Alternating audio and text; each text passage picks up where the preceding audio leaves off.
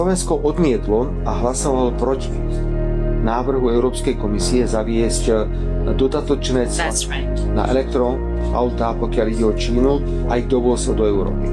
A pritom si ťažko, ako keby sme si uvedomovali, že Slovensko je krajina, ktorá vyrába najväčší počet aut na svete na hlavu a sú to hlavne autá strednej triedy a luxusné autá, ktoré sa často vyvážajú do Číny. Čiže my musíme rátať s tým, že príde nejaká odpoveď zo strany Číny a že to poškodí našu ekonomiku. Preto Slovensko radikálne odmietlo tento návrh Európskej komisie.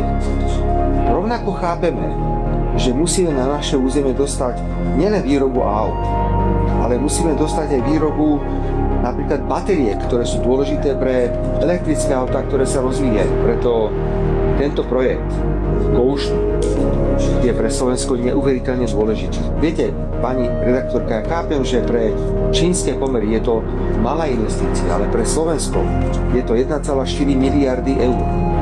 Je to 1300 nových pracovných miest.